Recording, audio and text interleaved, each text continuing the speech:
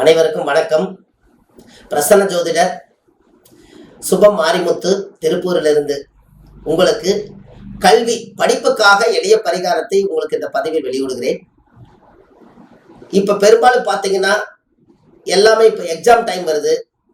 எல்லா குழந்தைகளும் எல்லா மாணவர்களும் நல்லா படிச்சு பேரு புகழாகி இந்த உலகத்துக்கு ஒவ்வொருத்தரும் சாதனையா வரணும்.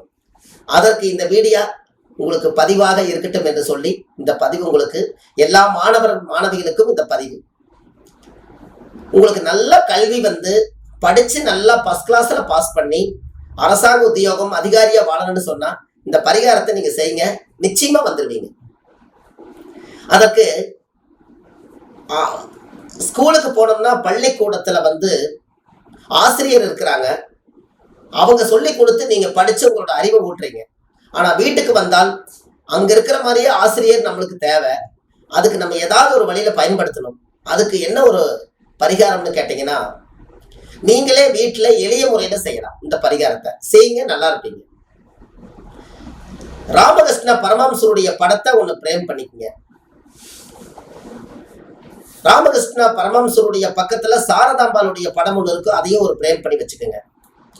கூடவே விவேகானந்தருடைய படத்தை சேவ் பண்ணி வச்சு இந்த 3 படத்தையும் சேர்த்து தனித்தனியா எடுத்து ஒரு முக்காலி ஒண்ணு உங்க வீட்டுல செஞ்சு நீங்க எந்த இடத்துல உட்காந்து படிக்கிறீங்களோ அந்த இடத்துல கொண்டுட்டு போய் அந்த முக்காலியை வச்சு அதுக்கு மேல ஒரு பச்சை துணியை விரிச்சு ராமகிருஷ்ண பரமஹம்சருடைய படமும் சாரதாம்பாளுடைய படமும் விவேகானந்தருடைய படத்தையும் வச்சு ஒரு டம்ளர் தண்ணி ஒரு கல்கண்டு நைவேத்தியம் ஏதாவது ஒன்று வச்சு சுவாமிக்கு அந்த இடத்துல ஒரு பத்தி பொருத்தி வைக்கலாம். இல்லை ஒரு வாசனை திரையும் ஏதாவது ஒன்று வச்சு அந்த இடத்துல மகான முதல்ல அந்த இடத்துல உட்கார வச்சிருங்க.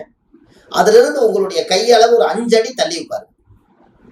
5 அடி தள்ளி உட்கார்ந்து அவர் மகான் மாணவராகவும் அவருடைய மகான் குருவாகவும் நீங்க மாணவராகவும் எடுத்துக்கொண்டு அவர் நேர உட்கார்ந்து உங்களுடைய புக்கை எடுத்து வச்சு நீங்க பரீட்சை எழுதும் போது இந்த நூல் எடுத்து நீங்க படிங்க. நீங்க புக் எடுத்து படிக்க படிக்க அவர் உங்களை பார்த்து ஆசீர்வாதம் பண்ணிக்கிட்டே இருப்பார். அந்த ஆசீர்வாதம் பண்ண பண்ண அவங்க எல்லாமே மூலாதாரத்தை கையில் எடுத்தவங்க, பிரபஞ்சத்துல கல்விக்குனே மிகப்பெரிய சக்தி வாய்ந்தவங்க. அவங்களுடைய ஆசீர்வாதம் உங்களுக்கு வந்துகிட்டே இருக்கும்.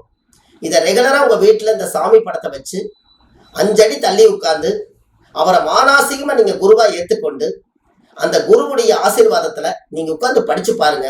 பரீட்சை எழுதி போய் உட்கார்ந்து பரீட்சை பேப்பரை எடுக்கும் போது ஆத்மாத்மா இந்த கெட்ட தீய சக்திகள் எல்லாம் எதுவும் மனசுல எழுதும் போது வராம அவரோட ஆசீர்வாதத்துல அப்படியே படிச்சுட்டு போய் அப்படியே எழுதுவீங்க. அது அப்படியே பாஸ் மார்க் ஆயிடும். அப்படியே பாஸ் மார்க் மட்டும் இல்லை, உங்களுடைய உயர்ந்த அந்தஸ்து கௌரவத்துக்கு உண்டான மார்க் உங்களுக்கு லிஸ்ட்ல பதிவாகும். இது நீங்க கட்டாயமா செய்யுங்க. எல்லா மாணவர்களுக்கும் இது ரொம்ப முக்கியம். ஏன்னா அந்த காலத்துல ராமகிருஷ்ண பரமஹம்சர் அவர் விவேகானந்தரை மானாசிகமா அவர் எடுத்துக்கிட்டார். இப்ப இவரே இவ்வளவு தூரம் இருக்கும் போது அவருடைய மூல குரு எப்படி இருப்பார், அவர் பக்கத்துல சாரதாம்பாள் எப்படி இருப்பாங்க, எல்லாம் அறிவை கொண்டு அவங்கவுங்க ஆல்ட் ஆயிட்டாங்க.